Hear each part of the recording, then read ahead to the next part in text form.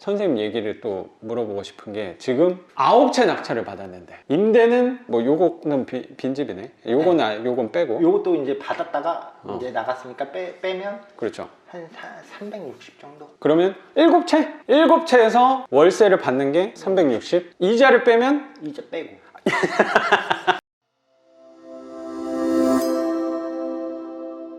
뒤에 사람보다 한 1000만 원을 더 썼네? 라는 생각이 들면 자꾸 그거를 찾아내야 돼. 나보다 비싸게 사는 사람을 자꾸 찾아내야 돼. 경매 시장이 없다. 그럼 일반 매매 시장이라고 찾아서 마음의 위안을 취하는 게 되게 중요해요. 잘 하셨네요. 근데 여기가 또 전세가가 1억 4천 이상 나가니까 그러니까 네, 어찌됐건 싸게 샀고 욕심을 좀 덜어내면 맞아. 제 마음이 이제 편해지는 거죠. 그렇죠. 그리고 여기는 낙찰가에 취득세를 1,500만 원을 내고 나서도 한 2, 3천 정도 차익이 생길 수 있는 거니까 선생님의 유동성이 또 확보되는 거니까 이 집은 그 방향으로 또 진행을 하시려고 생각을 하시나 봐요. 예, 그 방향도 생각하고 있고 그 다음에 대출이 나오면 이제 월세로 받으면 1,000이나 2,000 정도 묶이는 거라. 그래서 전세나 아니면 추후에 대출을 받을 수 있는 방법이 생기면 월세로 또 고민을 하고 계시는 거. 여기는 뭐 전세로 논다고 하면 금방 나갈 집인 거고 사실 뭐 월세 같은 경우 충분히 수요자들이 굉장히 많은 동네니까. 네, 맞아요. 또 이쪽 경기 서북부 쪽을 꽉 잡고 있잖아요, 선생님이. 네. 되게 사례가 많잖아요. 그래서 저도 수업할 때 선생님 사례 되게 얘기 많이 해요. 아, 이런 분 있다. 나도 깜짝 놀랐다. 아, 진짜로. 그래서 선생님이 열심히 하니까 저한테도 좋은 일들이 많아져요. 저한테도 이렇게 좋은 사례들이 많아져서 선생님이 누구보다 또 성과가 좋으신 거가 기쁜 사람 중에 한 명이에요. 오늘 선생님 얘기를 또 물어보고 싶은 게 지금 9채 낙찰을 받았는데 임대는 뭐 요거는 빈집이네. 요건 빼고 요것도 이제 받았다가 이제 나갔으니까 빼면 그렇죠. 한 360 정도? 그러면 7채? 7채에서 월세를 받는 게 360. 이자를 빼면 이자 빼고. 이자를 빼고 360. 월. 네. 근데 다 훌륭하네요, 놀라더라고요. 그렇죠. 선생님이 오늘 월세에 대해서 처음 말씀하신 게 아니고 네. 제가 한 2번 정도 물어봤던 것 같은데 선생님 영상 나올 때마다 그게 가능하냐.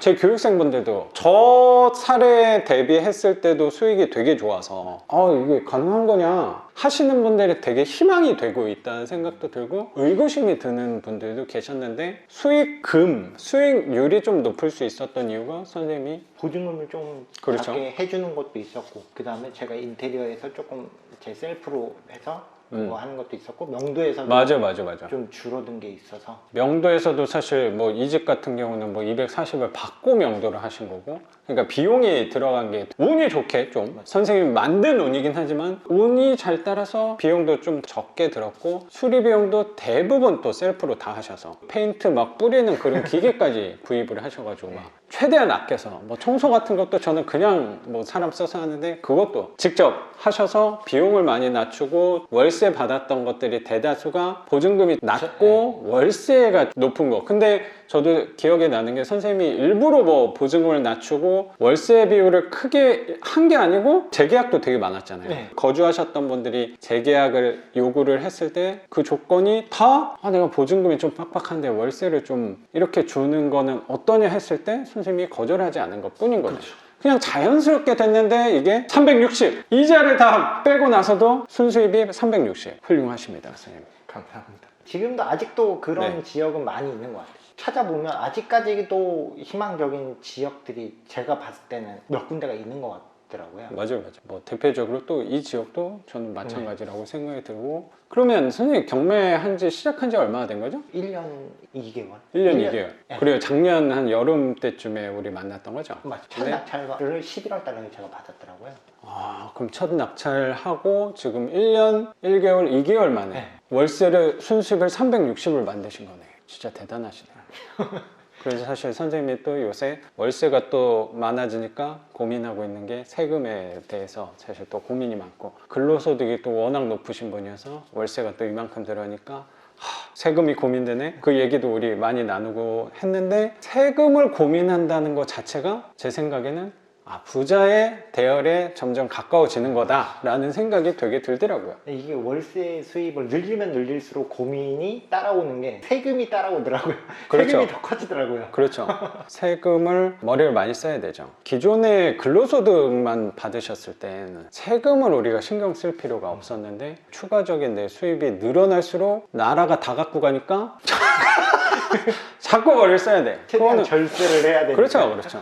절세하는 방향을 또 고민을 한다는 것 자체가 부자 대열에 올라가고 계시는 거 아닌가라고 생각이 많이 들더라고요. 잠깐 쉬는 시간에 얘기를 나눴던 게 다른 투자 관심이 되게 많았잖아요. 네. 뭐 토지, 뭐 상가 그런 것도 실제로 입찰도 했었고 임장도 되게 많이 가셨었는데 지방 아파트도 처음 선생님 만났을 때부터 저는 창원 쪽에 맞아 그 얘기도 많이 계속 하셨었죠. 얘기를 했었거든요. 네. 근데 요즘에 생각해보면 굳이 그걸 해야 되나 싶은 거죠. 굳이 해야 되나 싶었다는 게 구체적으로 무슨 얘기예요, 선생님? 다시 또 그 분야에 배워야 되고 그 시간이면 차라리 내가 잘할 수 있는 비리라 투자만 해도 월세로 그 정도 수익은 충분히 벌 수 있지 않나. 그러니까 선생님이 다른 거에 관심을 갖고 있으셨고 사실 행동 반경이 되게 넓었잖아요. 네. 부산도 갔다 오시고 막 강원도도 막 가시고 다른 지역까지 물건을 보러 다니시면서 투자를 할 계획도 말씀을 하셨고 하고 있다고 저한테도 얘기를 해주셨는데 사실 저도 그때 그 생각을 조금 했던 것 같아요. 아니 이미 이게 괜찮은데 그거를 하는 이유가 뭘까라는 생각을 저는 속으로 좀 했던 것 같아요. 우리가 하는 이 빌라 투자가 이상적이고 정답이고 라고 생각은 당연히 아닌데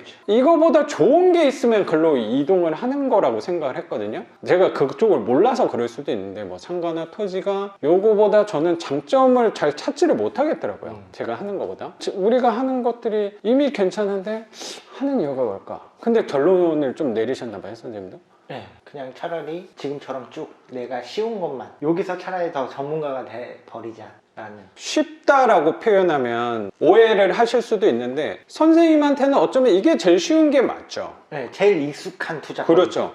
여태까지 이것만 했으니까 네. 9채를 받았는데 10채 받는 거 15채 받는 거는 어려운 일은 아니라고 생각이 들어요. 그냥 하던 거 비슷하게 똑같이 이어서 하면 되니까. 네. 근데 뭐 상가나 뭐 토지나 뭐 창고나 전화 받으세요. 작업 좀 해달라고. 그때는 노리지 말고 좀 해라. 할 건 해야지. 네. 그렇죠. 아직은 내 근로소득이 중요하니까. 욕심이 좀 많아서 그런지 네. 아직은 근로소득이 좀 소중한 것 같아요. 아, 그럼요. 뭔가 계획을 세울 때 이거 근로소득은 계속 나오는 거니까 아직까지는 놓칠 못하는. 제 생각에 약간 좀 더 해야 돼요. 그렇죠. 이걸로 약간 뭐 네. 위태로워요. 선생님도 지금까지 하면서 느꼈겠지만 월세 비중이 높은 건 되게 좋은데 그게 어쩌면 약점이 될 수도 있거든요.